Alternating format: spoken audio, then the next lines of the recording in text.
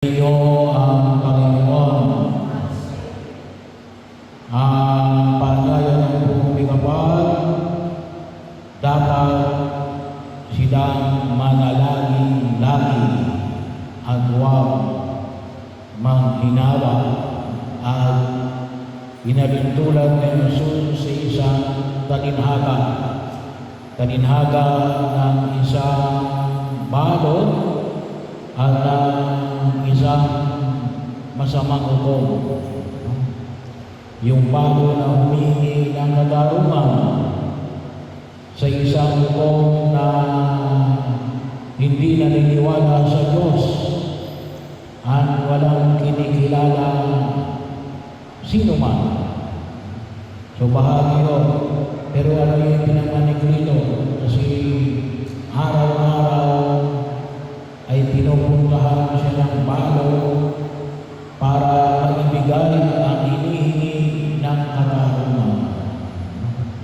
So gawa ng kanyang pagsisika,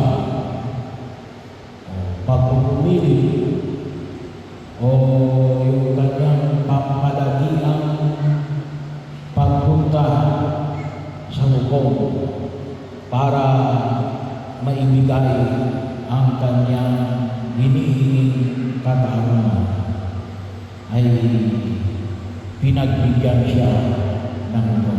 At ito yung paanyaya na nawa ay madulaman natin. Pero yung hapon na yung sinusunod din, sabi na niya ay kaya sa pagdating ng anak ng tao ay makikita siya kaya ganitong uri na pananambil sa kanya. Yung palaging nagdarasal. Bahagi tayong lahat gusto natin na manalangin, tayong lahat nagdarasal. Pero yung paanyaya natin, yung pampalagian, yung pagiging consistent, constant na bahagi ng pagkilos sa ating pakipag-ugnayan sa Diyos. Alam nyo ngayong panahon na ito, ay nga, kapag umuulan, kumukonti tayo. Bahagi yun, maiinit, maliit na ngayon yung span ng attention ng tao. At katulad nito sa ipinahayag sa Ebanghelyo ni San Lucas na ipinahayag ng Jesus natin, baka yung iba ay gawa na hindi tayo tinutugon o matagal bago tugunin yung ating panalangin, ay kuminsan ay tumitigil tayo. Anong sabi ni Jesus? Manatili sa ating panalangin. At alam mo, isang magandang pwede namin maging gabay ay yung karanasan ni Moises doon sa unang pagbasa sa Lumang Tipan na ipinamanig ko sa amin sa aklat ng Exodus sa unang pagbasa. Kasi yung nakita natin sa aklat ng Exodus, sila ang mga Israelita na naglalakbay mula sa Ehipto papatungo sa lumang pangako ay nais na salakayin ng mga Amilisita. Kaya sinabi ni Moises kay Joshua na ihanda ang kanyang mga kawal at habang sila naging maglaban ay nakita natin na tinataas ni Moises yung kanyang tungkod. At habang nakataas yung tungkod ni Moises, nananalo yung mga Israelita. Pero kapag ibinaba ni Moises yung kanyang tungkod, natatalo siya. So bahagi sa lumang kasulatan, nakikita natin yung tungkod ni Moises. Sa ilang bahagi na mga kasulatan, katulad halimbawa siya ay nagpaalam sa Parao na kung maaari sila ay makaalis sa at makapunta sa disyerto magdasal. Ayaw silang payagan. Kaya ano ginawa ni Moises ay yung kanyang tungkol ay kanyang binitiwan at naging ahas. Sabi ng Paraon, kaya rin yan ng mga pari ng Ehipsyo. Kaya gumawa rin sila ng ahas. Kaya yung mga ahas na ginawa ng mga pari ng Egypt, hinahin ng ahas ni Moises. Yung tungkol ni Moises. Saan pa? Noong hawiin ng Diyos ang dagat para makatawid ang mga Israelita mula sa Egypt patungong lupang pangako, ay ginamit din ni Moises yung kanyang tungkol. Kaya nakadaan ang mga Israelita. Saan pa? Noong kanilang paglalakbay sa disyerto, na wala na silang makuhang inumin. Sinabi ng Diyos natin, itungtong mo yung iyong tungkol at lalabas ng tubig. At yun nga ang nangyari. At ito ngayon sa Ebanghelyo, nakita na sa unang pagbasa, nakita natin na alin sa kanilang pagpaglaban sa mga minisita ay sila'y nananalo kapag itinataas ni Moises ang kanyang tungkol. Ano yung pinakailangan natin itaas? Yung mga gamit natin sa ating panalangin, pwedeng nobinaryo natin, pwede yung libro ng ating panalangin, pwede yung rosaryo natin, pwede yung mga krusipilyo namin, bahagi yun na makatutulog. Maring itong cellphone. Minsan kapag ako nagpapayo ng Santo Molo sa mga sakit, kapag sinabi ko na, marunong ba kayong mag-Santo Rosario? Hindi po. May cellphone ba kayo? Mayroon po. Kayo naman ay may data. I-download ninyo. Ang daming application. Makikita natin Santo Rosario, mga nominaryo, makikita ninyo dyan. Ay pwede ninyong i-download para makatulong sa atin para tayo ay magdasal.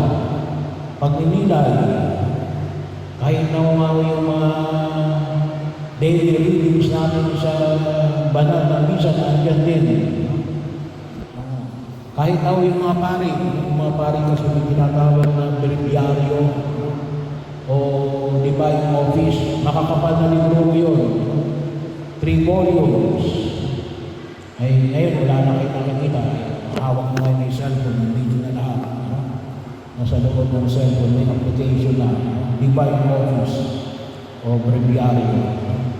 So mahaba yun, pero sino sana nakita natin? Ano yung ating tungkol na kapag itinataas natin ay maging bahagi upang tayo ay patuloy na manalangin at palaging manalangin. So gamitin po natin ang mga bagay na ito upang sa ganon ay hindi natin pakinabangan ang biyaya ng pakikiisa natin sa ating Diyos. Ano po ang nakita natin sa aklat ng Exodo? Napagod si Moises kasi hindi lang naman isang oras. Yun ay maghapon na labanan. Kaya binigyan si Moises ng bato. Pinaupo sa bato. So, para habang itinataas niya yung tungkol, ay magkaroon siya ng kapahingahan. Na nakita ko natin na yung aming buhay panalangin ay hindi lamang isang obligasyon. Ngunit nagbibigay sa amin ng kapahingahan. kapanatagan ng kalooban, kapayapaan. Kasi yun ang dulot na pinapamanig ng pumuli kapal. Bahagi yun na kung saan ay nawa ay makatulong sa atin. Pwede rin siguro na makita natin kung sa ating panalangin, pwede tayong gumamit ng mga kung tawagin natin ay mga panalangin inaawit, may mga awit na pwedeng gamitin sa panalangin. Katulad na ng ba? Ama namin, pwede namin awitin yan. May mga panalangin yung mga tinatawag natin Gregorian chants. Yung mga bahagi yung mga chanted prayers, kung tawagin natin, yung Christian chanted prayers. Kasi may iba rin yung mga chanted prayers na hindi maka-Christian. Gamitin natin yung mga gamit natin, chanted prayers. Bahagi yun na kung saan yung maaaring makatulong sa atin. Pero yun ang huwag natin kalimutan. Kinakailangan din natin at makita natin na yung ating panalangin natin, isang kapahingaan na magdudulog sa atin ang lakas ng pangharapin ng mga hamon ng daigdig na ito. Ano ba? Nakita rin natin si Aaron. Sino ba si Aaron? Kapatid ni Moises. At si Hur. Sino si Hur? Si Hur ay isa sa mga leader mula sa lipi ni Huda na tinulungan si Moises na iangat ang kanyang mga kamay.